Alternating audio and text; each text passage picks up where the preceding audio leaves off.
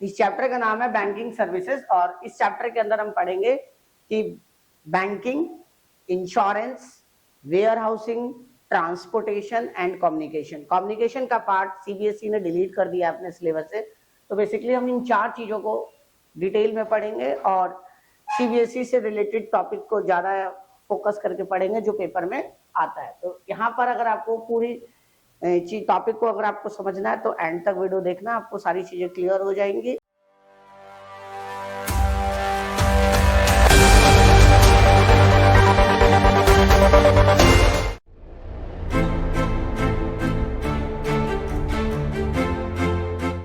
सबसे पहले हम यहाँ पे पढ़ने वाले हैं बैंकिंग। तो मैंने आपको बताया था कि इसमें सबसे पहले बैंक क्या होता है। तो बैंक जो है एक ऑर्गेनाइजेशन है। बैंक एक ऑर्गेनाइजेशन है which is behave like a mediator. किस किस के बीच में? 2 लोगों के बीच में। एक होता है बच्चे सरप्लस हैंड।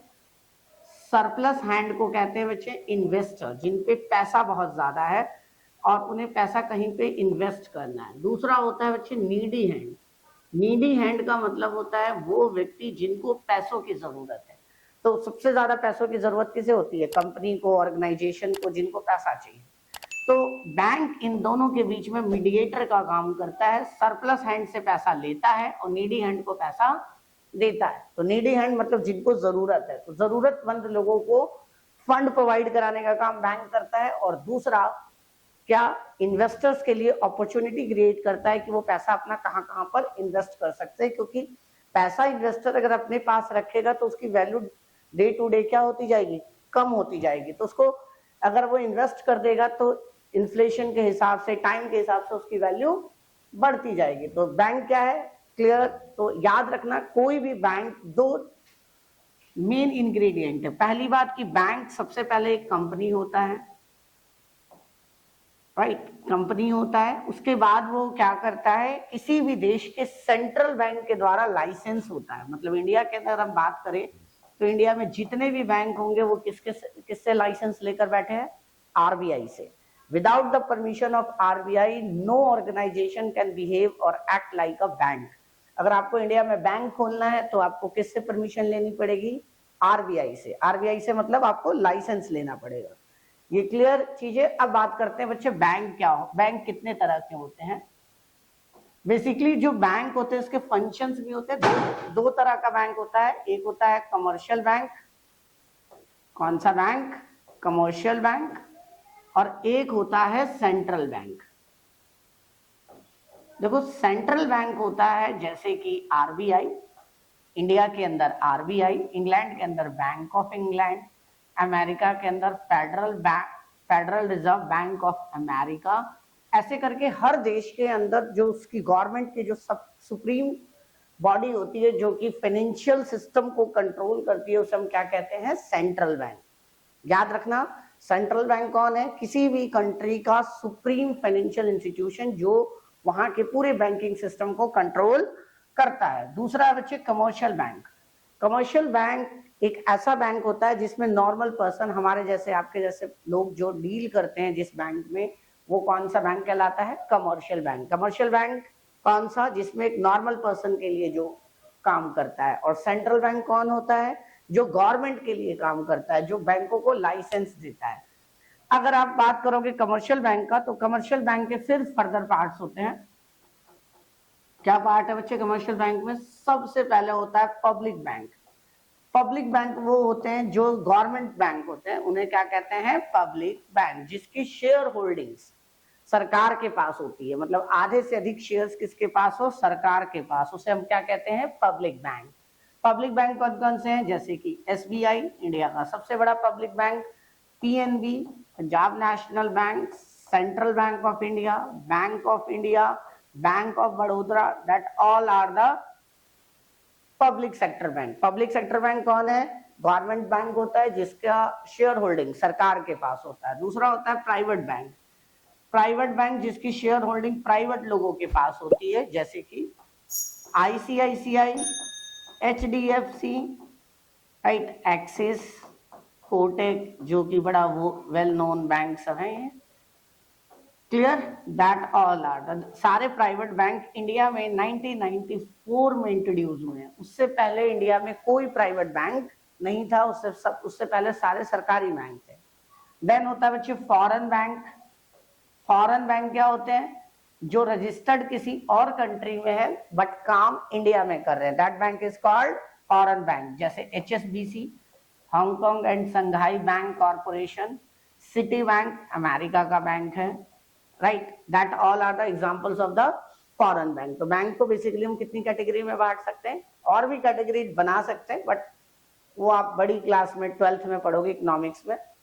तो सबसे पहले बैंक क्या है? बैंक क्या है? एक ऑर्गेनाइजेशन है जो दो लोगों को मिलाता है, किसका? जिनके पास पैसा ज्यादा हो और जिनको पैसों की जरूरत है, तो दोनों को मिलाने का काम कौन करता है? बैंक।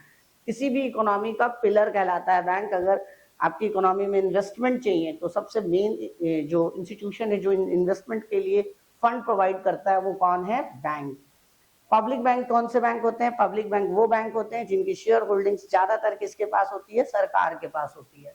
मतलब मेजॉरिटी शेयर होल्डिंग किसके पास होती है? गवर्नमेंट के पास होती है। That all are the examples of the private bank like SBI, PNB, CBI, bank of India and bank of Baroda. And second bank is the private bank. Private bank जिसमें shareholding किसके पास होती है? Private लोगों के पास, private institutions के पास, जैसे कि ICICI, HDFC, एक्सिस और Kotak. Foreign bank which is registered in another country but work in India with the permission of RBI, जो रजिस्टर्ड किसी और कंट्री में है बट इंडिया में काम कर रही है with the permission of RBI। Then अब हम बात करेंगे कि बैंकिंग क्या है। सबसे पहली बात, राइट, अब हम बैंक के कुछ वो पढ़ेंगे, बैंक के फंक्शंस। तो थोड़ा बैंक के फंक्शंस पढ़ते हैं हम। बैंक का फंक्शन क्या होता है? तो देखिए, बैंक के जो फंक्शंस होते हैं, पहला बैंक का क्या है? Accept deposit. एक्सेप्ट डिपॉजिट, इसका काम होता है जनरल पब्लिक से क्या करना? डिपॉजिट एक्सेप्ट करना। डिपॉजिट मतलब कैश एक्सेप्ट करना। बच्चे इसके लिए वो क्या करते हैं? अकाउंट ओपन करते हैं। तो कितने तरह के अकाउंट होते हैं? पहला होता है सेविंग अकाउंट, दूसरा होता है करंट अकाउंट, तीसरा होता है FD अकाउंट, चौथा होता है RD अकाउंट। अब ध्यान से सुनना इन सब अकाउंट के बारे में, क्योंकि इस पे केस स्टडी आता है। वो आपको एक पूरा केस बना देगा और बोलेगा कि बताओ इसमें अकाउंट का टाइप क्या है। तो पहला अकाउंट है बच्चे सेविंग अकाउंट। सेविंग अकाउंट जैसे एक जनरल पब्लिक सबसे ज्यादा किस अकाउंट में डील करती है? सेविंग अकाउंट में। सेविंग अकाउंट में रेट ऑफ इंटरेस्ट कम मिलता है and limited number of transactions होती हैं। आप बहुत सारी ट्रांजेक्शन्स नहीं कर सकते हो सेविंग अकाउंट्स में, अमाउंट वाइज भी और नंबर वाइज भी। आपने देखा होगा कि जब आप ATM यूज करते हो तो लिखा आता है कि आपने 5 ट्रांजेक्शन यूज कर लिए मंथली की फ्री, या 3 ट्रांजेक्शन यूज कर लिए। हर बैंक का अपना अपना क्राइटेरिया है। तो सेविंग अकाउंट क्या होता है? नॉर्मल सेविंग, छोटे अमाउंट को डिपॉजिट करने के लिए अकाउंट खोला जाता है, जिसमें आपको पासबुक इश्यू होता है। इसमें बैंक आपको रेट ऑफ इंटरेस्ट देता है। इन generally 3 to 4% rate of interest होता है। प्राइवेट बैंक आजकल ज्यादा देने लगे हैं, लेकिन सरकारी कम देते हैं। तो पासबुक इश्यू होता है, लिमिटेड नंबर ऑफ ट्रांजेक्शन्स होती हैं, कम अमाउंट आप डिपॉजिट कर सकते हो और कम अमाउंट विड्रॉ कर सकते हो, राइट। ये जनरल पब्लिक के लिए होता है। दैट अगला है करंट अकाउंट। करंट अकाउंट बच्चे बिजनेसमैन के लिए होता है। There is a no limit of transaction in current account, है ना। कुछ बैंक जो है वो लिमिट ही नहीं लगाते हैं, लिमिट बहुत ज्यादा होती है इसकी ट्रांजेक्शन्स की ना। आप अमाउंट बहुत ज्यादा इसमें डिपॉजिट कर सकते हो, विड्रॉ बहुत ज्यादा कर सकते हो, ATM का यूज बहुत ज्यादा, ATM कार्ड का बहुत ज्यादा यूज कर सकते हो विड्रॉवल के लिए। इसके अंदर पासबुक इशू नहीं होता, इसमें स्टेटमेंट इशू होता है। और इसमें आपको पैसे जो आपने डिपॉजिट किए हैं उस पर ब्याज नहीं मिलता, इंटरेस्ट नहीं मिलता। तो majority difference between saving account and current account is, saving account में आपको ब्याज मिलता है, करंट अकाउंट में आपको ब्याज नहीं मिलता। सेविंग अकाउंट में आपको पासबुक मिलता है, करंट अकाउंट में आपको क्या मिलता है? स्टेटमेंट मिलता है। सेविंग अकाउंट में आपका क्या होता है? लिमिटेड नंबर ऑफ ट्रांजेक्शन्स होती हैं, और करंट अकाउंट में नो लिमिट ऑफ ट्रांजेक्शन्स होती है। सेविंग अकाउंट में कौन होता है? इन जनरल पब्लिक्स होते हैं, और करंट अकाउंट में बहुत सारे लोग होते हैं। करंट अकाउंट में मतलब बिजनेसमैन होते हैं। FD अकाउंट एक ऐसा अकाउंट होता है जिसका नाम है fixed deposit account. Fixed deposit account का मतलब होता है कि इसके अंदर आपने पैसा एक बार डिपॉजिट कर दिया, विड्रॉ नहीं कर सकते। मेरी बात को ध्यान से सुनना, विड्रॉ नहीं करने का मतलब ऐसा नहीं है कि कर ही नहीं सकते। अगर आपने टाइम से, मैच्योरिटी से पहले विड्रॉ किया तो जितना आपको बेनिफिट मिलना चाहिए, जितना रेट ऑफ इंटरेस्ट मिलना चाहिए, वो रेट ऑफ इंटरेस्ट नहीं मिलेगा, ये याद रखना। तो एफडी अकाउंट में मान लो इसका रूल होता है, लोग जनरली एफडी अकाउंट को ना डबल करने के लिए पैसा यूज करते हैं। जैसे कि आपने, अगर आप 10,000 डाल रहे हो तो आपको 20,000 मिलेगा, बट कितने टाइम पीरियड के बाद मिलेगा, इसका एक रूल नंबर 72 है, रूल 72 कहते हैं। जैसे कि मान लो एक बैंक आपको 8% इंटरेस्ट दे रहा है पर एनम, तो कितने साल में आपका डिपॉजिट डबल हो जाएगा? 72 को 8 से डिवाइड कर दो, 8 9 जा 72, मतलब आपका पैसा 10,000 का 20,000 कितने साल में होगा? 9 साल में होगा एफडी में। ठीक है ना, ये ज्यादा अच्छा ऑप्शन नहीं है लोगों को पैसा इन्वेस्ट करने के लिए, लेकिन लोग फिर भी करते हैं क्योंकि सेफ है। अगर मान लो आपको ये देता है 12% इंटरेस्ट, तो 72 अपॉन में 12 कर दो, तो कितने ईयर में हो जाएगा? 6 ईयर में आपका पैसा डबल हो जाएगा, ये याद रखना। तो ये रूल नंबर 72 है। एफडी में क्या होता है, आप पैसा एक बार डिपॉजिट करते हो, विड्रॉ नहीं कर सकते हो। फिर से सुन लो, विड्रॉ नहीं कर सकते हो। इसमें लोग इन जनरली पैसा डबल होने के बाद विड्रॉ करते हैं। एक लॉक इन पीरियड होता है इसमें। क्या होता है? Lock in period. Lock in period का मतलब होता है वो टाइम पीरियड जिसके दौरान आप पैसा विड्रॉ ही नहीं कर सकते हो, that is called lock in period. जैसे मान लो अगर आज की डेट पे मैंने पैसा डिपॉजिट कराया एफडी, और मेरे एफडी के स्कीम में 1 साल का लॉक इन पीरियड है, तो मैं 1 साल से पैसा किसी भी कारण और किसी भी सिचुएशन में विड्रॉ नहीं कर सकता हूं, ये याद रखना। लॉक इन पीरियड क्या होता है? आपका पैसा लॉक हो गया कुछ समय के लिए, जो बैंक ने आपको स्पेसिफाई किया है। क्लियर? अगला है बच्चे आरडी अकाउंट। इसमें सबसे ज्यादा केस स्टडी आता है, इसको कहते हैं recurring deposit account. Recurring deposit account का मतलब होता है एक ऐसा अकाउंट जिसके अंदर आप एक फिक्स पीरियड ऑफ टाइम के बाद एक फिक्स्ड अमाउंट जमा करते हो। जैसे मैंने अगर आरडी अकाउंट खुलवाया कि हर महीने मुझे 1000 रुपीज जमा करने हैं, तो मैं आपको हर महीने एक पर्टिकुलर डेट पर आपको जाके 1000 रुपए जमा कराने हैं। एफडी में क्या होता है? एक ही बार पूरा पैसा डिपॉजिट होता है, और आरडी में क्या होता है? एक फिक्स पीरियड ऑफ टाइम के बाद एक फिक्स्ड अमाउंट आपको डिपॉजिट करना है, that is called RD account. और इसका क्या होता है? लॉक इन पीरियड इसका भी होता है, इसमें भी इंटरेस्ट ज्यादा मिलता है। एफडी और आरडी एक कैटेगरी के हैं, बस एफडी में क्या है, एक साथ आप पैसा डिपॉजिट करते हो, और आरडी में क्या करते हो, आप रिक्योर करते हो। रिक्योरिंग का मतलब होता है बार बार, मतलब हर महीने, हर हफ्ते, हर 6 महीने में, क्वार्टरली, हाफ ईयरली, ईयरली, जैसा भी आपने स्कीम लिया हो बैंक से, ये है। तो पहला काम क्या है बैंक का? Except deposit. दूसरा लोन देना, ग्रांटिंग लोन। तो बैंक क्या करता है? पहला काम क्या करता है? आपको कैश डिपॉजिट करना, और दूसरा काम क्या करता है? लोन देना। तो ये 2 मेन फंक्शन है किसी भी कमर्शियल बैंक का, ये याद रखना। सेंट्रल बैंक का नहीं, जैसे कोई पहुंच गया सेंट्रल बैंक में, जैसे आरबीआई के ऑफिस में फॉर्म लेके कि साहब मुझे भी अपना अकाउंट खुलवाना है, और आरबीआई के गार्ड ने उसे मार करके अच्छे से भगाया, तो क्योंकि आरबीआई में वो अकाउंट कैसे खुलवा सकता है? आरबीआई में किसका अकाउंट खुलेगा?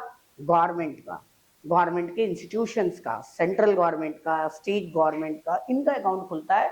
एक राम श्याम मोहन का अकाउंट नहीं खुलता, किसी कंपनी का भी अकाउंट नहीं खुलता, क्योंकि आरबीआई जो है वो सरकार का बैंक है ना, बैंक्स टू द गवर्नमेंट, ना कि एक आम पब्लिक या जनरल पब्लिक के लिए है। क्लियर यहाँ तक? अब हम बात करेंगे, मैंने आपको टाइप्स ऑफ बैंक अकाउंट पढ़ा दिए। Saving account, this type of the bank account encourage the small saving of the individuals like a piggy bank. The deposits in the accounts are made by the person who wish to save a little out of their incomes. Interest is paid at nominal rate, बहुत कम amount का interest, मैंने आपको बताया था अभी 3% है इसका। अगला बच्चे करंट डिपॉजिट, जिसको CD, current account, right. These deposit accounts are the most suitable for the business organization. In this account, a depositor can deposit money any number of times. मैंने अभी आपको बताया multiple times, and can withdraw it as, जब चाहिए तब और जितनी बार चाहे उतनी बार। when required, no interest is paid on this account. There are the main difference between the saving account and current account is, in the saving account we get the interest from the bank, but in the current account you does not get interest from bank. Recurring deposit, in this type of the account, a depositor deposit a fixed amount of money on monthly basis और a fix period. Monthly basis means हर महीने एक particular date आप decide कर लो, या आप quarterly, half yearly, annually, any time period. Rate of interest on RD account is generally higher than the saving account. Obvious सी बात है. फिक्स डिपॉजिट, इसके अंदर भी सेम चीज. मल्टीपल ऑप्शन डिपॉजिट अकाउंट, ये कुछ नया है इस बार. इस बार क्या मतलब, अब नया ये टर्म आया हुआ है. एक ही बैंक अकाउंट में मल्टीपल फैसिलिटीज, जैसे कि उसी में डीमेट अकाउंट भी खुल जाएगा, उसमें सेविंग अकाउंट भी खुल जाएगा, उसमें एफडी भी अकाउंट खुल जाएगा. मतलब एक ही अकाउंट के अंदर आपको मल्टीपल ऑप्शंस मिलते हैं. डीमेट अकाउंट मतलब शेयर ट्रेडिंग के लिए, एफडी अकाउंट फिक्स डिपॉजिट के लिए, आरडी मतलब एक ही अकाउंट जो है वो सभी तरह के अकाउंट की तरह काम करेगा. That is called multi option deposit account. ठीक है. कुछ सर्विसेज जो बैंक आपको देती हैं, पहला होता है बैंक ड्राफ्ट. देखो पहले आज के टाइम में तो देखना बैंकिंग बहुत आसान हो गया है, क्योंकि बैंकिंग इंटरनेट से जुड़ गया है, कंप्यूटर से जुड़ गया. पुराने टाइम में पैसा एक जगह से दूसरी जगह ट्रांसफर करने में बहुत दिक्कत होती है, क्योंकि रजिस्टर मेंटेन किया जाता था.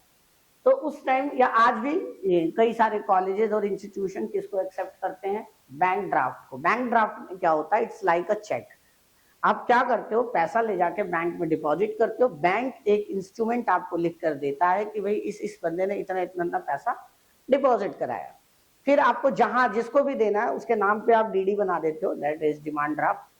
और फिर वो बंदा वो उसको ले जाके अपने अकाउंट में डिपॉजिट करा देता है, और यहाँ से आपके अकाउंट से पैसा कट के उसके अकाउंट में चला जाता है. That is called bank draft. Bank overdraft, bank overdraft जो है बच्चे, इसमें कस्टमर को ये फैसिलिटी मिलती है कि आपके पास अगर पैसा नहीं भी है तो भी आप पैसा अकाउंट से विड्रॉ कर सकते हो.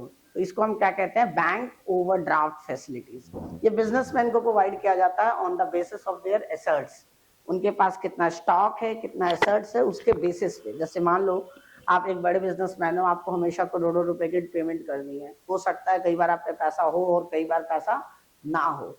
तो वो बिजनेसमैन क्या करता है, लिमिट ले लेता है, ओवरड्राफ्ट लिमिट. ओवरड्राफ्ट लिमिट में क्या होता है कि उसके अकाउंट में अगर पैसा नहीं भी होगा तो ओवरड्राफ्ट की फैसिलिटी का यूज करके वो पैसा ट्रांसफर कर सकता है, और जितना वो यूज करेगा उतने पे उसे इंटरेस्ट देना पड़ेगा. बस ऐसा नहीं होता कि आपने 1 करोड़ का ओवरड्राफ्ट फैसिलिटी ले लिया तो 1 CR का आपको ब्याज देना. नहीं, अगर आपने उसमें से सिर्फ 10 लाख का यूज किया तो 10 लाख का सिर्फ इंटरेस्ट देना है, और बहुत नॉमिनल अमाउंट होता है, मार्केट रेट के हिसाब से बहुत नॉमिनल होता है. तो बड़े बिजनेस के मैन को सपोर्ट करने के लिए गवर्नमेंट ये फैसिलिटीज बैंक को बोलती है कि अलाउ करो. इसमें आपका वैल्यूएशन होता है बिजनेस का, मशीनरी का, स्टॉक का. On the basis of that bank allow you the overdraft limit. Overdraft limit means the amount of withdrawal amount or loan amount, that is called overdraft limit. Cash credit short term loan देती है bank, बहुत छोटा होता है, ये कुछ खास नहीं है. ठीक है ना. ई बैंकिंग, ई बैंकिंग मतलब इलेक्ट्रॉनिक बैंकिंग, ऑनलाइन बैंकिंग. सारा का सारा बैंक आज आपके फोन में है, आपके वॉलेट में है. तो इस बैंकिंग को हम क्या कहते हैं, ई बैंकिंग. पहले आपको छोटे छोटे काम के लिए बैंक में जाना पड़ता था, बैंक में लाइन लगाना है, फॉर्म भरना है, बहुत हेक्टिक प्रोसेस से गुजरना है, देन आपका काम होता था. बट आज के टाइम में इंटरनेट की मदद से आप अपने मोबाइल की मदद से कोई भी बैंकिंग फैसिलिटीज क्या कर सकते हो, घर पे बैठे बैठे यूज कर सकते हैं. आज तक तो ऐसे भी बैंक फैसिलिटीज दे रही है कि आपको कैश डिपॉजिट करना है, कस्टमर केयर पे कॉल करो, उसका रिप्रेजेंटेटिव आएगा, कैश लेके जाएगा और खुद डिपॉजिट कराएगा, ना कि आपको जाना है. इसके चार्जेस हैं, प्राइवेट बैंक ये फैसिलिटीज देती हैं. तो अभी तो आपने देखा होगा कि आईसीआईसीआई बैंक ने 50,000 मिनिमम अकाउंटेबल बैलेंस कर दिया है कि 50,000 से अकाउंट खुलेगा, और सरकारी बैंक बेचारे 1,000 से भी अकाउंट खोलते हैं. तो प्राइवेट बैंक ज्यादा फैसिलिटीज देंगे as comparison to government bank, right. तो इसमें क्या क्या आता है, एटीएम मशीन. एटीएम मशीन का फुल फॉर्म जरूर पढ़ लेना, automated teller machine. POS, POS क्या होता है, पॉइंट ऑफ सेल्स मशीन. आप पेट्रोल पंप पे जाते हो, कार्ड देते हो, पेट्रोल भरवाते हो, कार्ड स्वैप करते हो, that machine is called point of sales machine, फिर से सुन लो, आजकल एटीएम भी बहुत तरीके के आ गए हैं। एक टैप वाला आ गया है जिसमें आप टैप करो और आपका छोटा अमाउंट जैसे 2000 3000 की ट्रांजेक्शन की लिमिट होती है, ट्रांसफर हो जाता है विदाउट एंटरिंग द पिन, क्योंकि कई बार पिन जो होता है वो हमारा उसमें सेव कर लेती है मशीन और उसका यूज कर सकते हैं, मिस यूज कर सकते हैं, तो इसलिए आजकल टैप वाला सिस्टम आया है। तो पीओएस का मशीन बहुतों को नहीं पता होता। पॉइंट ऑफ सेल्स मशीन क्या होती है? वो मशीन जो सेलर रखता है, आप जाते हो कार्ड स्वैप करते हो, नन पेमेंट हो जाती है। क्रेडिट कार्ड बताइए, क्रेडिट कार्ड क्या होता है? क्रेडिट कार्ड मतलब आपके पास पैसा नहीं है फिर भी आप अपने बिल को और अपने एक्सपेंसेस को पे करने के लिए यूज कर सकते हो। दो तरह का कार्ड होता है, कईयों को नहीं पता होता। एक तो होता है क्रेडिट कार्ड और एक होता है डेबिट कार्ड। डेबिट कार्ड होता है बच्चे जिसमें जितना पैसा है वही यूज कर सकते हो, और क्रेडिट कार्ड क्या होता है?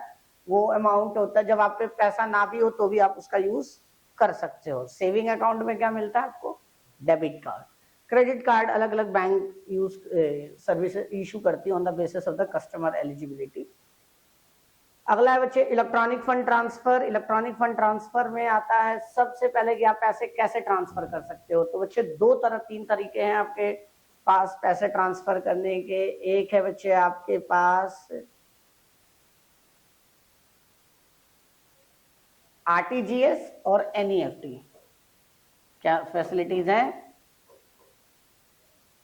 आरटीजीएस,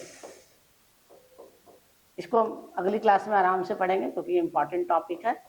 और एनईएफटी सिर्फ इसके लिए मैं अलग से एक वीडियो बना दूंगा शॉर्ट 5 मिनट का, क्योंकि इस पे शॉर्ट नोट आता है और इस पे केस स्टडी भी आता है। तो देखो आरटीजीएस और एनईएफटी है क्या है? आरटीजीएस एक मनी ट्रांसफर करने का तरीका है। मान लो कि आपका अकाउंट है एसबीआई में और आपके कस्टमर का अकाउंट है पीएनबी में, राइट? अब एसबीआई से आपको पीएनबी में ट्रांसफर करने में ज्यादा मुश्किल होती है, चेक भी जल्दी क्लियर नहीं होता, तो लोग किसका यूज करते हैं? आरटीजीएस या एनईएफटी का। इसमें आप क्या करते हो? अपने बैंक को एप्लीकेशन देते हो चेक के साथ कि मेरा एक कस्टमर है पीएनबी में, उसका ये अकाउंट नंबर है, उसको ट्रांसफर करना है पैसा। एप्लीकेशन और उसके साथ चेक दोनों देते हो और बैंक आपके अकाउंट से पैसा काट के पीएनबी को ट्रांसफर कर देता है। दोनों की एक लिमिट होती है अमाउंट की और टाइम की, और आपको पता है बाद में बात करेंगे। तो इलेक्ट्रॉनिक फंड ट्रांसफर में क्या आती है? 2 चीजें, एनईएफटी और आरटीजीएस। आरटीजीएस का पूरा नाम है रियल टाइम ग्रॉस सेटलमेंट और एनईएफटी का पूरा नाम है national electronic fund transfer. National electronic fund transfer. अगला है बच्चे क्रेडिट कार्ड डेबिट कार्ड, तो आपको पता ही है। डिजिटल कैश, ई कैश, आजकल ई मनी भी आ गया है, इसका कोई कुछ खास इंपॉर्टेंस नहीं है, आपके लेवल पे तो कुछ नहीं है, ठीक है। आधार इनेबल्ड पेमेंट सिस्टम, इसमें क्या होता है कि आप अंगूठा लगाते हो और कैश ले लेते हो, राइट? आधार इनेबल्ड पेमेंट सिस्टम में जिसके पास एटीएम कार्ड नहीं है, ऑनलाइन बैंकिंग फैसिलिटी भी यूज नहीं करता, वो अंगूठा लगाएगा उसके मशीन पे, स्कैनर वाली मशीन पे, और विड्रॉ कैश कर सकता है। कई सारे एटीएम में भी ये होता है, स्कैनर्स लगे होते हैं जिसमें आप अपना अंगूठा लगाओगे और विड्रॉ कर सकते हो। अगला बच्चे मोबाइल वॉलेट। मोबाइल वॉलेट क्या है ना? मोबाइल वॉलेट में बता सकता है कोई मुझे क्या है? बहुत सारे हैं, फोन पे, गूगल पे, इनके अपने वॉलेट्स होते हैं जो एप्स हैं। अगला बच्चे पीओएस मशीन। पीओएस मशीन मैंने आपको बता ही दिया। यूपीआई सबसे फेमस और सबसे ज्यादा चलने वाला डिजिटल पेमेंट का सिस्टम। कौन? यूपीआई। इसका पूरा नाम है unified payment interface, right, which is controlled by the company NPCI. It is a government company which control the UPI payment. पूरा नाम है national payment corporation of India. National payment corporation of India. इसका काम है पूरी UPI को manage करना। इसमें क्या होता है? एक सिंगल विंडो है जिसमें आपका बैंक आपके यूपीआई से लिंक्ड होता है और पेमेंट सेंटर के पास चला जाता है with the help of QR code, quick response code. QR code को क्या कहते हैं? Quick response code. दूसरा बच्चे भीम, भारत इंटरफेस मनी। ये भी बच्चे बहुत इंपॉर्टेंट टॉपिक है। क्या है? भीम। क्या? Bhim, Bhim like a UPI, Bhim is a app, Bhim एक ऐप है, आप प्ले स्टोर से डाउनलोड कर सकते हो, लाइक अ फोन पे और गूगल पे। ये गवर्नमेंट का है जिसका काम है money transfer with the help of UPI. Clear? Micro ATM कुछ खास नहीं है, प्रीपेड कार्ड भी कुछ खास नहीं है, तो इसको आप छोड़ सकते हो। ठीक है, अब मेरे इस पूरे बैंकिंग वाले में दो टॉपिक रह गया है, एनईएफटी और आरटीजीएस। उसका मैं आपको एक सेपरेट छोटा सा वीडियो 5 मिनट 7 मिनट का बना कर डालूंगा, जो कि बहुत इजी तरीके से आपको समझाएगा, क्योंकि उसमें केस स्टडी आता है। तो ध्यान रखना, बैंकिंग से केस स्टडी आएगा। एक केस स्टडी आपका आता है अकाउंट के हिसाब से, वो आपको पूरा एक केस बनाएगा और बोलेगा कि बताओ इसमें कौन सा अकाउंट है और किस अकाउंट के क्या फायदे हैं।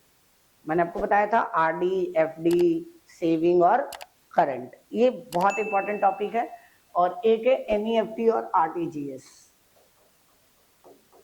राइट? तो ये दो टॉपिक आपको और इस टॉपिक में बैंकिंग में करना है। इसके बाद हम इंश्योरेंस करेंगे, मेन तो इंश्योरेंस ही है, बैंकिंग और इंश्योरेंस, बाकी तो आज हम इस चैप्टर में पढ़ेंगे इंश्योरेंस के बारे में कि इंश्योरेंस कितने टाइप्स के होते हैं, इंश्योरेंस में कौन कौन से टर्म्स होते हैं और किसका क्या मतलब होता है। और उसके बाद हम इसमें बात करेंगे कुछ इसके इंश्योरेंस की प्रिंसिपल्स। एंड तक आप देखोगे इंश्योरेंस के सारे टॉपिक क्लियर हो जाएंगे। ये बहुत प्रैक्टिकल टॉपिक है, क्योंकि आप सबके घर में किसी ने हेल्थ इंश्योरेंस करा रखा होगा, किसी ने लाइफ, किसी ने टर्म। तो हम बात करेंगे कि इंश्योरेंस होता क्या है। बच्चे, इंश्योरेंस का मतलब सिंपल सा मतलब होता है कि जब आप एक पार्टी अपने रिस्क को किसी दूसरी पार्टी को ट्रांसफर कर देता है तो उसे क्या कहते हैं? इंश्योरेंस। रिस्क क्या है? मैंने आपको बताया था कि फ्यूचर की अनसर्टेनिटी, फ्यूचर जो है वो क्या है? अनसर्टेन है। फ्यूचर जो है क्या है? वो कभी भी फिक्स नहीं है, किसी भी व्यक्ति का फ्यूचर फिक्स नहीं है, किसी भी ऑर्गेनाइजेशन का जो फ्यूचर है वो फिक्स नहीं है। तो अनसर्टेनिटी से होने वाले लॉसेस को कवर करने के लिए हम क्या करते हैं? इंश्योरेंस करते हैं। इन अ सेंस जैसे कि फायर इंश्योरेंस। फायर इंश्योरेंस क्या होगा? आग लगने से अगर आपके बिजनेस को कोई नुकसान हो रहा है तो उस नुकसान की भरपाई कोई एक थर्ड पार्टी मतलब कंपनी कर देगी, जिससे आपका बिजनेस में लॉस होने के चांसेस कम हो जाएंगे, जीरो नहीं होंगे। याद रखना, रिस्क कभी भी जीरो नहीं होता, किसी भी कंडीशन में रिस्क तो रहेगा ही रहेगा। हो सकता है आपने मान लो इंश्योरेंस कराया 1 लाख रुपए का और सामान भी 1 लाख का जला, लेकिन इंश्योरेंस कंपनी आपको क्लेम 1 लाख का दे ही ना। क्लेम का मतलब जितने अमाउंट के लिए आपने क्लेम किया है कंपनी को, उतना अमाउंट कंपनी आपको कई बार नहीं देती। कई बार क्या, ज्यादातर के केस में वो उतना अमाउंट आपको नहीं देती। तो इंश्योरेंस में कितनी पार्टियां होती हैं? 2 पार्टी होती है। पहला होता है इंश्योरर। कौन होता है? इंश्योरर, जो इंश्योरेंस करता है, जो इंश्योरेंस करता है, मतलब जो कंपनी है वो क्या कहलाएगा? इंश्योरर। अलग अलग कंडीशन में अलग अलग कंपनी हो सकती है। एक होता है इंश्योर्ड। इंश्योर्ड कौन होता है? वो पर्सन जिसने इंश्योरेंस कराया, जिसकी लाइफ, जिसके गुड्स को आपने क्या किया? इंश्योर किया। इंश्योर का मतलब जिसको सेफ हैंड में आपने डाला। तो जिसने इंश्योरेंस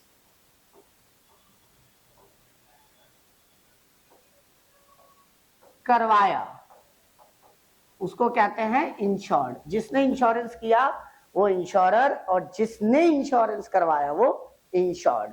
इंश्योरेंस करने के बदले आप कंपनी को क्या करते हो? कुछ अमाउंट देते हो, that amount is called premium. Premium क्या होगा? जो आप उसे प्रीमियम मतलब कि जो आप उसे पैसा पे करोगे कंपनी को, इट मे बी कि वो मंथली हो सकता है, क्वार्टरली हो सकता है, ईयरली हो सकता है, हाफ ईयरली हो सकता है, दैट इज अ प्रीमियम। आप सबके घर में इंश्योरेंस होगा। अब मैं आपको आज बताऊंगा कि इंश्योरेंस किस तरह से कंपनियां पैसा कमाती हैं और किस तरह से आपके साथ फ्रॉड होता है कई जगह पे। अगला होता है बच्चे सम इंश्योर्ड। सम इंश्योर्ड का मतलब होता है जितने का आपने इंश्योरेंस कराया, अमाउंट। मान लो आपने 5 लाख का इंश्योरेंस कराया तो वो इंश्योरेंस क्या कहलाएगा? सम इंश्योर्ड अमाउंट। इस पे से केस स्टडी पक्का आएगा, कोई शॉर्ट क्वेश्चन नहीं आता। 99% चांस है कि क्या आएगा? Case study. तो ध्यान रखना, इस चैप्टर को समझ जाओगे तो बहुत आसानी से कर लोगे। तो इंश्योरर कौन है? इंश्योरर वो व्यक्ति है, वो कंपनी है जिसने इंश्योरेंस आपका किया है। ये ज्यादातर ऑर्गेनाइजेशन ही होगी, कोई कंपनी व्यक्ति तो कोई इंश्योरेंस करता नहीं है। जैसे कि LIC हो सकती है, ICICI हो सकता है, HDFC लाइफ हो सकता है। तो ऐसे जितनी भी कंपनियां जिन्होंने आपका इंश्योरेंस किया है, that company is called insurer. जिसने भी इंश्योरेंस करवाया है वो क्या कहलाएगा, इंश्योर्ड। और जितना उसने प्रीमियम पे किया, मतलब अमाउंट पे किया इंश्योरेंस के लिए, दैट इज कॉल्ड प्रीमियम। और सम इंश्योर्ड का मतलब होता है जितने का आपने इंश्योरेंस करवाया। यहां तक आपको क्लियर। अब हम बात करेंगे टाइप ऑफ द इंश्योरेंस। देखो टाइप ऑफ द इंश्योरेंस में दो तरह का इंश्योरेंस होता है ब्रॉडली। देखिए इंश्योरेंस एक होता है लाइफ का और एक होता है किसका, आपका लाइफ का इंश्योरेंस, किसका, लाइफ का। और एक होता है जनरल इंश्योरेंस। देखो दोनों में बहुत फर्क है, याद रखना। कईयों को ये क्लियर नहीं होता, आपकी प्रैक्टिकल लाइफ में भी ये बहुत यूज होने वाला टॉपिक है। देखो लाइफ इंश्योरेंस में क्या होता है कि आप एक कंपनी से अपनी लाइफ का इंश्योरेंस कराते हो। Life insurance like a investment भी होता है लाइफ इंश्योरेंस। लाइफ इंश्योरेंस में क्या होता है कि आप एक पर्टिकुलर टाइम पीरियड के लिए प्रीमियम पे करते हो, 15 ईयर्स 20 ईयर्स तक। और अगर आपकी इसके बीच में अगर डेथ हो गई, 15 ईयर्स 20 ईयर्स के बीच में डेथ हो गई, तो अब आगे डेथ के बाद का प्रीमियम आपको नहीं भरना, और जितना भी सम इंश्योर्ड का है वो पैसा आपकी नॉमिनी को मिल जाएगा। नॉमिनी मतलब वो बंदा जिसको आपके मरने के बाद पैसा मिलना है, उसको क्या कहते हैं, नॉमिनी। तो नॉमिनी हमेशा हमें अपने इंश्योरेंस को फाइल करते समय लिखवाना चाहिए, नहीं तो बहुत दिक्कत होती है, मरने के बाद पैसा ही नहीं मिलता और इतने ही आपको कोर्ट के केसेस के चक्कर लगाने पड़ जाएंगे कि परेशान हो जाओगे। तो नॉमिनी का नाम जरूर लिखना चाहिए। जो भी आप अकाउंट खोलो, FD कराओ, RD कराओ, इंश्योरेंस कराओ, शेयर्स खरीदो, बट आपको हमेशा क्या लिखना चाहिए, नॉमिनी का नाम। नॉमिनी का नाम लिखने से सारे आपके बाद मरने के बाद क्लेम लेने में कोई दिक्कत नहीं होती है। पता चला आपने नॉमिनी नहीं लिखा और 3 लोग आगे अप्लाई करने कि हमें भी पैसा चाहिए, हमें भी पैसा चाहिए, तो इस केस में बहुत दिक्कत होती है। तो लाइफ इंश्योरेंस क्या होता है, क्लियर हो गया। लाइफ में क्या होता है, अगर आप नहीं मरे तो 20 साल बाद आपको पैसा मिलेगा, ये याद रखना। कब मिलेगा, या जितना भी सम इंश्योर्ड है उतना मिलेगा। और अगर बीच में मर गए तो जब मरे हो तब आपकी नॉमिनी को पूरा पैसा मिलेगा और उसके बाद का प्रीमियम आपको नहीं देना है। क्लियर यहां तक। उसके बाद आता है बच्चे जनरल इंश्योरेंस। जनरल इंश्योरेंस में आता है फायर इंश्योरेंस, आग लगने का। मरीन इंश्योरेंस, मरीन में आता है जब आप समुद्र से रास्ते से कोई सामान मंगवाते हो तो समुद्र के रास्ते में बहुत सारी अनसर्टेनिटी होती है, एक्सीडेंट हो सकता है, आपका सामान खराब हो सकता है, बहुत सारे लुटेरे होते हैं जो सामान को लूट लेते हैं, समुद्री लुटेरे होते हैं।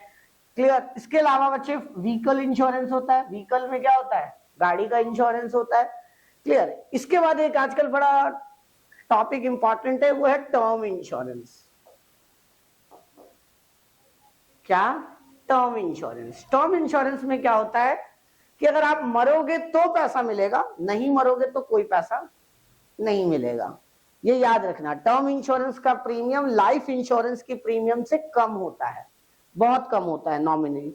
और इस केस में क्या होता है जनरली कि जो आपकी डेथ जब होती है, जब आपकी डेथ होती है तो उस केस में आपको पैसा मिलेगा आपके नॉमिनी को, है ना। और अगर आपकी डेथ नहीं होती तो आपको पैसा नहीं मिलेगा टर्म इंश्योरेंस में।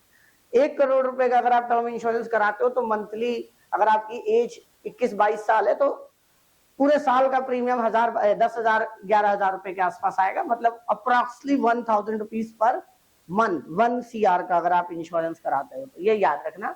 इसमें कई सारी बीमारियां भी कवर होती हैं, जैसे कि मान लो एक्सीडेंट हो गया आपका और आप डिसेबल हो गए, परमानेंट डिसेबल हो गए, मतलब आप काम करने के लायक ही नहीं रहे, तो भी आपको पूरा पैसा मिल जाएगा। या आपको कोई बीमारी हो गई, क्रिटिकल इलनेस, जिसकी वजह से आपकी डेथ तय है, मतलब ऐसी बीमारी जो डॉक्टर ने डिक्लेयर कर दिया साल 2 साल 3 साल में आपकी डेथ पक्की है, जैसे कैंसर हो गया या और भी कोई खतरनाक बीमारी, तो उस केस में भी आपको पूरा पैसा मिल जाएगा और इस पे टैक्स नहीं लगता। इस पे टैक्स 1 CR मिला, आप पे टैक्स नहीं लगा, मतलब 30 to 35% का आपका टैक्स बच गया। ठीक है, तो याद रखना। अब बात करते हैं कि लाइफ इंश्योरेंस की कंपनियां पैसा कैसे कमाती है भाई। अब सबको तो पैसा ये बांट रही है खुले दिल से, जो मर रहा है उसको दे रही है, गाड़ी में एक्सीडेंट हो रहा है उसको दे रही है, आग लग रहा है उसको दे रही है, तो भैया इसके पास कमाई का सोर्स क्या है। इसमें बच्चे क्या होता है, ये एक ग्रुप की तरह है, एक पूल है, एक बास्केट है, करोड़ों लोग पैसा डाल रहे हैं और कुछ हजार लोग क्लेम ले रहे हैं। मेरी बात को ध्यान से समझ में आ रहा है। करोड़ों लोग पैसा इन्वेस्ट कर रहे हैं और कुछ हजार लोग ही तो मर रहे होंगे, कुछ हजार लोगों का ही तो क्लेम आ रहा होगा। तो पैसा बहुत आ रहा है कंपनी के पास और उस पैसे को वो अपने पास नहीं रख रहे हैं, इन्वेस्ट कर रहे हैं डिफरेंट डिफरेंट सोर्स में, म्यूचुअल फंड में, शेयर मार्केट में, डिवेंचर में, गवर्नमेंट की सिक्योरिटीज में, गोल्ड में, रियल एस्टेट में। तो कंपनी पे जब करोड़ों रुपए हर महीने आ रहा है तो उस पैसे को वो अपने पास रखेगा नहीं, डिफरेंट डिफरेंट सोर्स में इन्वेस्ट कर देगा। और जब इन्वेस्ट करेगा, मान लो लाइफ इंश्योरेंस 20 साल बाद होता है, आपने मान लो कि 5 लाख का इंश्योरेंस कराया और क्वार्टरली आप 4,000 रुपए का ही प्रीमियम भर रहे हो, मतलब साल का 16,000 रुपए भर रहे हो, है ना, और आपको पैसा मिलेगा 20 साल बाद। अब इमेजिन करो 20 साल में महंगाई कितनी हो जाएगी, है ना, और आज का जो पैसा है वो 20 साल बाद उसकी वैल्यू बहुत कम हो जाएगी। आज से 20 साल बाद 5 लाख की कोई वैल्यू ही नहीं रहेगी, क्योंकि मनी की वैल्यू समय के साथ कम होती चली जाती है, इन्फ्लेशन के साथ कम होती चली जाती है। आपने पढ़ा भी होगा इकोनॉमिक्स में कि जैसे जैसे टाइम बीतेगा, इन्फ्लेशन बढ़ेगा, लोगों की इनकम बढ़ेगी, जीडीपी बढ़ेगा, वैसे वैसे धीरे धीरे मनी की परचेजिंग पावर कम होती चली जाती है। तो आप ज्यादा पैसा खर्च करके कम सामान लेकर आओगे। आज से अगर आप यही 20 साल पहले आपके लिए हजारों की इनकम बहुत होती थी और आज लाखों की भी इनकम कुछ नहीं है। क्यों? क्योंकि इन्फ्लेशन हो गया, इन्फ्लेशन हो गई, महंगाई हो गई, जिसकी वजह से ये हुआ है। तो क्लियर? इंश्योरेंस कंपनी काम कैसे करती है? सबसे पहले इंश्योरर कौन होता है? जिसने इंश्योरेंस किया। इंश्योर्ड कौन होता है? जिसका इंश्योरेंस हुआ। प्रीमियम क्या होता है? जितना आपने कंपनी को पैसा पे किया। और सम इंश्योर्ड क्या होता है? जितने का आपने इंश्योरेंस कराया। मान लो मैंने हेल्थ इंश्योरेंस कराया 5 लाख का, तो मैं बीमार पड़ता हूं तो कंपनी मैक्सिमम टू मैक्सिमम कितना देगी? 5 लाख देगी। मेरा बिल अगर 10 लाख रुपए का आता है हॉस्पिटल का, तो मुझे कंपनी 5 लाख का रिम्बर्स करेगी। 5 लाख आपको अपनी जेब से देना पड़ेगा। तो सम इंश्योर्ड क्या होता है? लिमिटेड। मान लो एक 1 CR का मैंने इंश्योरेंस कराया अपने गोडाउन का और आग लगा और मेरे 2 CR का नुकसान हो गया, 2 करोड़ का, तो कंपनी कितने का देगी मुझे? 1 CR का। ये याद रखना। और मान लो कि 1 करोड़ का मेरा इंश्योरेंस है और सामान जला सिर्फ 20 लाख का, उस केस में 1 करोड़ नहीं देगी, 20 लाख देगी। ये याद रखना। बहुत चालाक है कंपनी, यहाँ पे उसे पैसा कमाना है। 1 CR का इंश्योरेंस किया, प्रीमियम आप 1 CR का भर रहे हो, आग लगा तो वो वैल्यूएशन करने आएगी आपके घर, आपकी फैक्ट्री, और चेक करेगी कि आपका नुकसान कितने का हुआ है। ये याद रखना। जितने का नुकसान हुआ है रिम्बर्स उतना होगा। ऐसा नहीं है कि 1 CR का करा दिया तो पूरा 1 CR मिलेगा। ऐसे तो लोग अपने घर में ही आग लगा देंगे वो ज्यादा का इंश्योरेंस करा के। क्लियर? अगर आपने 5 लाख का हेल्थ इंश्योरेंस कराया, बीमारी छोटी मोटी हुई और 1 लाख का बिल आया, तो कंपनी कितने का रिम्बर्स करेगी? 1 लाख। लाइफ इंश्योरेंस में ऐसा नहीं होता। डेथ हुआ तो पूरा डेथ होगा। बस आधा डेथ कैसे होता? होता तो पूरा ही डेथ है ना। तो पूरी डेथ होगी तो पूरा पैसा मिलेगा। ये याद रखना। गाड़ी आपकी टूटती है, गाड़ी का आप इंश्योरेंस कराते हो, तो जितने के पार्ट्स लगते हैं कंपनी उतने का ही तो पैसा देती है। ऐसा तो नहीं ना कि मेरे 1 लाख की वैल्यू है गाड़ी की तो 1 लाख रुपए पूरा इंश्योरेंस का पैसा देगी, ऐसा बिल्कुल नहीं है। क्लियर? यहां तक कोई डाउट? चलिए अब हम आगे बात करते हैं इंश्योरेंस के बारे में। हाँ, कुछ कंपनियों के नाम मैं आपको बता दूं जो इंश्योरेंस के फील्ड में बहुत इंपॉर्टेंट है। लाइफ इंश्योरेंस में तो आपको पता ही है LIC, इससे बड़ा क्या नाम हो सकता है, लगभग मार्केट शेयर इसी का है। और जनरल इंश्योरेंस में क्या है? GIC, सरकारी कंपनी है बच्चे, जनरल इंश्योरेंस कॉर्पोरेशन। ये GIC कौन सी कंपनी है? गवर्नमेंट कंपनी है, सरकारी कंपनी है जो इंश्योरेंस करती है हर तरह का। जनरल इंश्योरेंस, जनरल इंश्योरेंस में सारे इंश्योरेंस आते हैं, लाइफ में सिर्फ लाइफ आता है, ये याद रखना। ठीक है? टर्म इंश्योरेंस में क्या होता है? क्लियर? टर्म इंश्योरेंस सबसे बेटर इंश्योरेंस है एज कंपैरिजन टू लाइफ, क्योंकि लाइफ तो यहाँ भी कवर हो रहा है, लाइफ यहाँ भी कवर हो रहा है, बट यहाँ पे कम प्रीमियम देकर ज्यादा अमाउंट मिल रहा है और इसमें ज्यादा प्रीमियम देके आपको अमाउंट कम मिल रहा है। बट दोनों में नुकसान ये है कि लाइफ इंश्योरेंस में आपकी डेथ नहीं भी होती है तो भी आपको पैसा एक फिक्स पीरियड ऑफ टाइम के बाद मिलेगा, बट टर्म इंश्योरेंस में मरने की केस में ही मिलेगा। आपकी डेथ नहीं हुई तो आपको पैसा नहीं मिलेगा। क्लियर यहां तक? कोई डाउट? अब हम बात करते हैं आगे।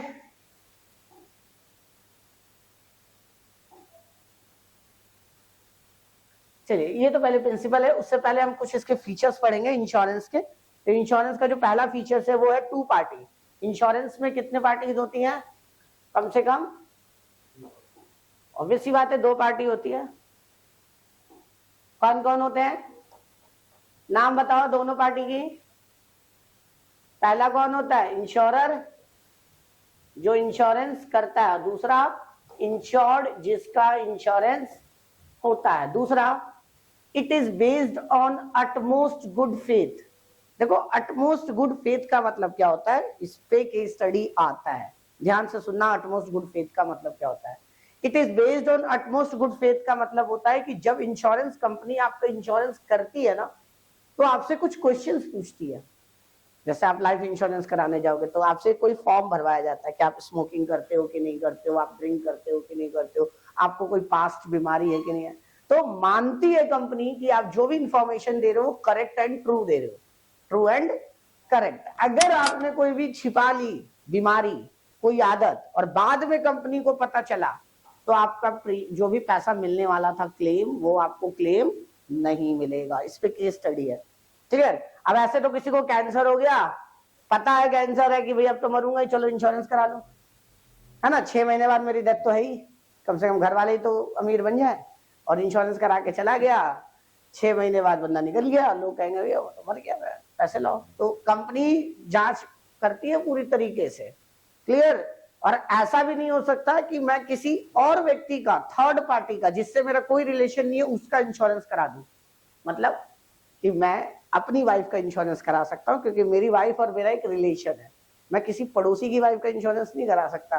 पता चला उसको करवा के उसको निकाल दिया और उसका प्रीमियम भरा मैंने और पैसा भी सारा मैंने ले लिया, ऐसा होता है फ्रॉड। बच्चे, किसी भी व्यक्ति का तुमने इंश्योरेंस करा लिया, नॉमिनी में अपना नाम लिख दिया और उस बंदे का मर्डर कर दिया। आजकल बहुत फ्रॉड हो रहा है ऐसे टर्म इंश्योरेंस में, ब्रूटली मर्डर करता है और जो मर्डर करता है वही जाके FIR लिखवा देता है और मर्डर हो गया। मुझे प्रिंसिपल ऑफ इंश्योरेंस में हम बात करेंगे कि इंश्योरेंस के कितने प्रिंसिपल्स होते हैं। इसके फर्स्ट पार्ट में हमने पढ़ा था इंश्योरेंस क्या होता है, इंश्योरेंस में कितनी पार्टी होती है। तो पहला बताया था मैंने आपको इंश्योरर। इंश्योरर वो व्यक्ति होता है जो इंश्योरेंस करता है, और इंश्योर्ड वो पर्सन होता है जिसका इंश्योरेंस करता है।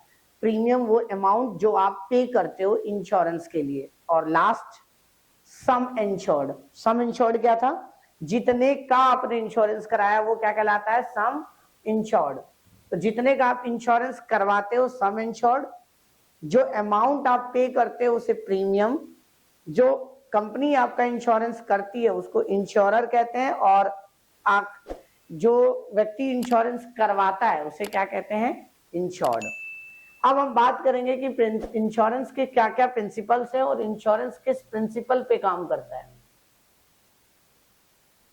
सबसे पहला पार्ट है बच्चे, पहला प्रिंसिपल क्या है? Utmost good faith. इस पे केस स्टडी आएगा। जितने भी इंश्योरेंस के प्रिंसिपल्स हैं उन सब पे क्या आएगा? Case study. पहला क्या है? Utmost good faith. Utmost good faith का मतलब होता है कि जब भी इंश्योरेंस कंपनी आपका इंश्योरेंस करती है तो ये मान के चलती है कि आपने जो भी कंपनी को इंफॉर्मेशन दी है वो ट्रू एंड करेक्ट दी है, ट्रू एंड फेयर दी है। मतलब आपने इसमें कोई चीज मिलाया नहीं है, कोई चीज छिपाया नहीं है। मतलब आपने लाइफ इंश्योरेंस कराया तो वो लिखवाते हैं कि आपको कोई पास्ट बीमारी तो नहीं है, कोई एडिक्शन तो नहीं है।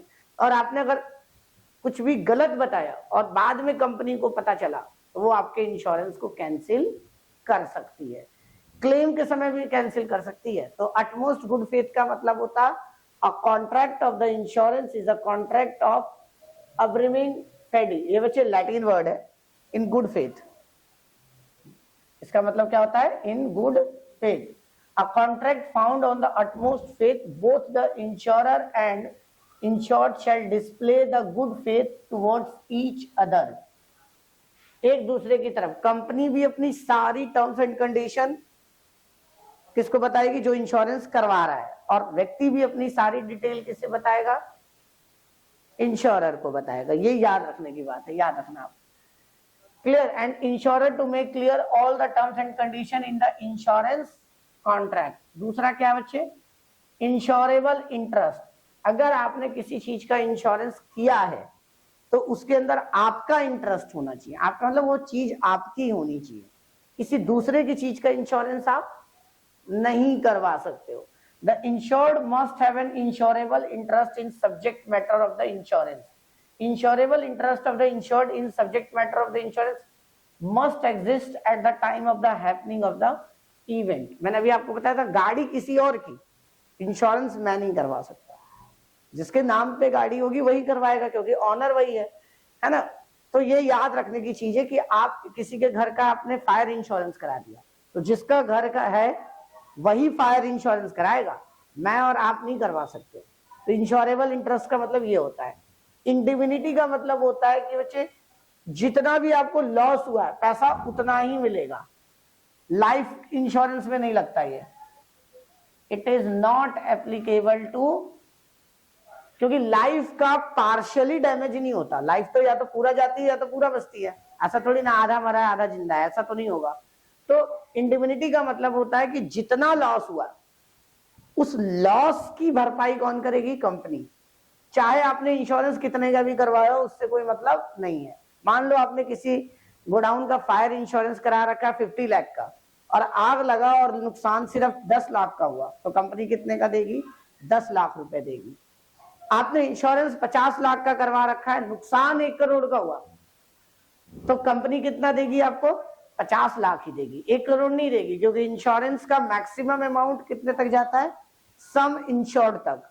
कितने तक, सम इंश्योर्ड तक, क्योंकि जो प्रीमियम बनता है वो सम इंश्योर्ड के बेसिस पे बनता है। प्रीमियम किसके बेसिस पे बनता है, सम इंश्योर्ड के बेसिस पे बनता है। क्लियर। तो इंडिविनिटी क्या होती है कि जितना आपका लॉस हुआ है, किसका, इंश्योर्ड पर्सन का, उसको उसके डैमेज का क्लेम मिलेगा। किसका मिलेगा, डैमेज का। प्रॉक्सिमेट कॉज,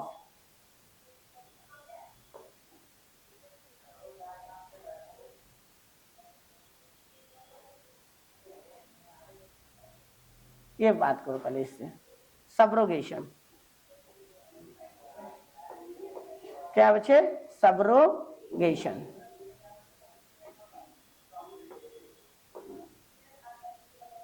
तो सब्रोगेशन क्या है, it refers to the right of the insurer. अगर मान लो कि किसी गाड़ी का एक्सीडेंट हुआ और एक्सीडेंट होने के बाद आपने डैमेज क्लेम कर दिया, गाड़ी बिल्कुल खराब हो गई, तो जो उसके स्क्रैप है, बचा हुआ सामान है, वो कौन ले जाएगा, इंश्योरर ले जाएगा। मतलब इंश्योरेंस की कंपनी लेके जाएगी, आपको नहीं मिलेगा। क्लेम आपको मिल गया, आप अपना पैसा ले आप हटे। जो भी स्क्रैप है, डैमेज वाली चीजें हैं, वो कौन लेगा, कंपनी लेगी। उसको बेच के वो अपना पैसा जो भी रिकवर करेगी वो अपना करेगी। तो it refers to the right of the insurance to stand in the place of the insured after the settlement of the claim, after the insured is compensate for the loss और damage to the property insured by him, her right of the ownership of such property pass on to the insurer। मालिकाना हक किस पे चला जाएगा, insurer पर चला जाएगा। And this is because the insured should not be allowed to make any profit by selling the damaged property। Property के डैमेज होने से जो लॉस हुआ है वो कौन समझेगा, कंपनी समझेगी। और बेच के, जैसे मान लो इस बिल्डिंग का आग का मैंने इंश्योरेंस कराया, फायर इंश्योरेंस, और आग लग गई, मुझे इंश्योरेंस का पैसा मिल गया। जैसे मुझे इंश्योरेंस का पैसा मिलेगा, इस बिल्डिंग की पे जो ऑनरशिप है वो मेरा खत्म हो जाएगा। वो किसका हो जाएगा, कंपनी का हो जाएगा। कंपनी अब इसको बनवाएगी, तोड़वाएगी, फिर बेचना होगा, वो अपना बेचेगी, लेकिन ऑनरशिप मेरा इस पे से खत्म हो जाएगा। कॉन्ट्रीब्यूशन कहता है कई बार क्या होता है, हम कि कई सारे कंपनियों से इंश्योरेंस करा लेते हैं। मैंने मान लो कि 3 कंपनियों से इंश्योरेंस करा लिया। राम ने क्या था, बहुत चालाक था। राम ने क्या किया, अपनी गाड़ी का इंश्योरेंस ए कंपनी से भी करवाया, बी से भी करवाया, और स्कूटर की वैल्यू हुई थी उसकी 1 लाख, इससे भी 1 लाख रुपए की करवा ली, इससे भी 1 लाख रुपए की करवा ली, और इससे भी 1 लाख रुपए की करवा ली। और डैमेज इसको हुआ टोटल 60,000, क्या हुआ, इसको काट दो, डैमेज कितने का हुआ। तो तुम्हें लगेगा कि भाई ए कंपनी भी 60,000 देगी, बी भी 60,000 देगी और सी भी, इसको तो 60 मिलके 180 हो गया भाई साहब, स्कूटर की वैल्यू 1 लाख और मिल कितना जाएगा 1,80,000। ऐसा नहीं होगा, ये गधा है जिसने कराया, उसको तीनों मिलके 60,000 देंगे, 20,000 ये देगा, 20,000 ये देगा और 20,000 ये देगा। तो याद रखना कि कभी भी इंश्योरेंस करते हैं तो अगर हम एक ही गाड़ी का मल्टीपल इंश्योरेंस करा लेंगे तो हमें मल्टीपल पैसा नहीं मिलेगा। लाइफ इंश्योरेंस में होता है कि आप एक ही व्यक्ति का 2-3 जगह से इंश्योरेंस करा लो, वहां मिलता है, बट जनरल इंश्योरेंस में नहीं मिलता। जनरल इंश्योरेंस में किसका इंश्योरेंस होता है, मैंने आपको बताया था, घर का, गाड़ी का, इन सब चीजों का जो इंश्योरेंस होता है वो किस कैटेगरी में आता है, जनरल इंश्योरेंस की कैटेगरी में आता है। किसकी कैटेगरी में, जनरल इंश्योरेंस की कैटेगरी में। लाइफ इंश्योरेंस पता है आपको, लाइफ इंश्योरेंस पता है, कोई डाउट। तो लाइफ इंश्योरेंस में भी defined as the contract in which the insurer is in consideration of certain premium either in lump sum और by the periodical payment agree to pay to the assured. क्या होता है बच्चे, एग्री करता है पैसे देने को, और to the person for whole benefit of the policy is taken. Fire insurance बताया था मैंने आपको, इस केस में क्या होता है, आग लगता है तो आग लगने के केस में आपको पैसा मिलता है। मरीन इंश्योरेंस में क्या होता है, जब आप समुद्र से कोई माल मंगवा रहे हो तो उस केस में जो इंश्योरेंस कराते हैं उसे क्या कहते हैं, मरीन इंश्योरेंस। हेल्थ इंश्योरेंस क्या होता है, आप बीमार पड़ते हो तो कंपनी आपको पैसा देती है, बीमार नहीं पड़ते हो तो कंपनी पैसा नहीं देती। पोस्टल तो अब आपका है ही नहीं, इतना ही है।